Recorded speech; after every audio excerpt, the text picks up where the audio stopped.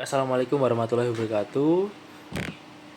Terima kasih kepada Profesor Riza Yulita Ratno Setiawan selaku dosen pengampu mata kuliah klimatologi laut yang sudah memberikan saya kesempatan untuk menyampaikan materi berkaitan dengan dampak perubahan iklim terhadap perikanan tropis dan pengasaman laut. Sebelumnya perkenalkan, nama saya Ilham Sutopo dengan NIM 214711P17234. Pada kesempatan kali ini saya akan mendefinisikan terlebih dahulu apa yaitu perubahan iklim dan juga perikanan tropis dan pengasaman laut. Perubahan iklim didefinisikan sebagai perubahan drastis pada suhu, curah hujan, pola angin, dan efek lainnya yang ada di bumi. Kenaikan suhu permukaan bumi berdampak global, termasuk pada lautan. Peningkatan suhu laut dipengaruhi oleh pemanasan global yang disebabkan oleh aktivitas manusia. Kontribusi manusia terhadap perubahan iklim dapat ditemukan dari beberapa aspek. Yang pertama adalah emisi gas rumah kaca dari manusia yang menjadi penyebab utama pemanasan global. Lalu juga suhu permukaan bumi meningkat sekitar 1,1 derajat Celcius di atas rata-rata historis semenjak terjadinya perubahan iklim. Perubahan iklim akibat manusia memicu perubahan cepat pada yang pertama atmosfer, lalu lautan, lalu kriosfer atau es dan salju, dan biosfer yaitu lapisan kehidupan. Dampaknya berupa kondisi cuaca dan iklim ekstrim serta efek negatif luas pada alam dan manusia, khususnya komunitas rentan. Dampak perubahan iklim pada terumbu karang dan ekosistem laut, yang pertama dari emisi gas rumah kaca menyebabkan pemanasan laut, pengasaman laut akibat peningkatan karbon dioksida. Lalu yang kedua, faktor tersebut juga mempengaruhi kondisi terumbu karang atau coral reef dan biota laut yang hidup di sekitar terumbu karang. Lalu yang berikutnya adalah pemanasan dan pengasaman laut.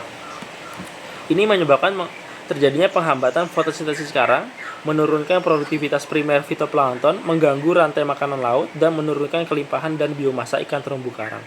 Lalu, pada gangguan ikan meliputi gangguan penglihatan dan penciuman, ikan juga menjadi rentan terhadap predator dan terjadinya penurunan populasi ikan.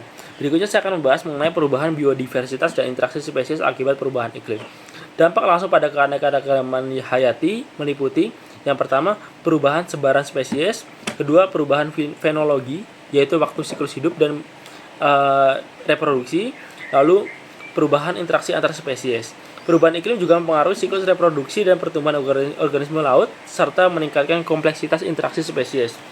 Pemanasan laut menyebabkan migrasi spesies laut dari perairan tropis ke perairan lebih dingin atau subtropis, sehingga terjadinya peningkatan kekayaan spesies di wilayah subtropis dan berkurangnya spesies di wilayah khatulistiwa. Migrasi spesies ini menciptakan persaingan baru antara spesies invasif dan asli, serta mengganggu keseimbangan ekologi.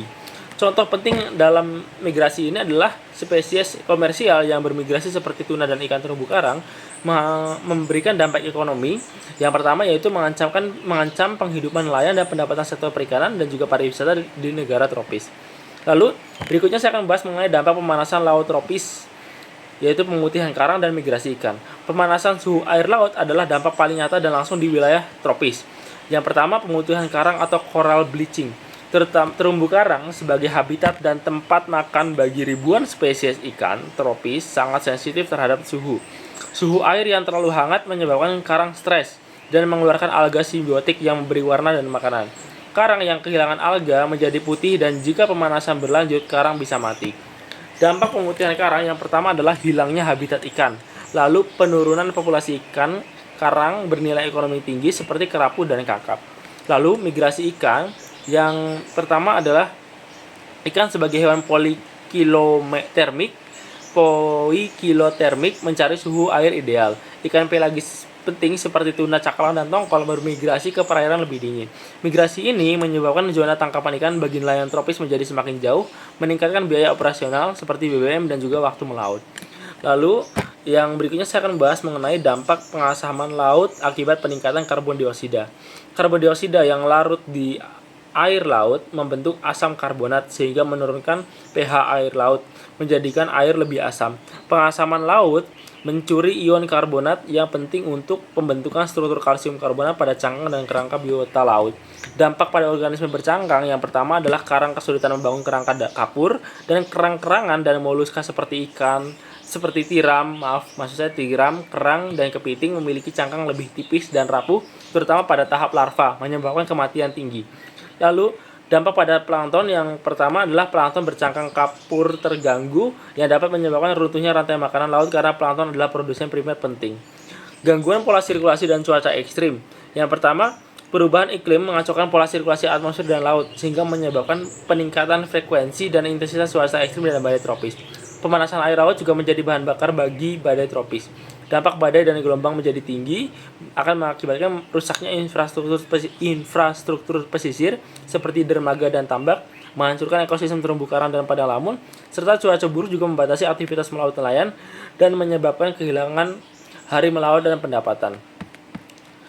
Lalu kesimpulannya adalah perubahan iklim yang disebabkan oleh aktivitas manusia membawa dampak signifikan pada ekosistem laut, baik itu tropis maupun sektor perikanan. Sekian presentasi yang dapat saya sampaikan. Terima kasih. Wassalamualaikum warahmatullahi wabarakatuh.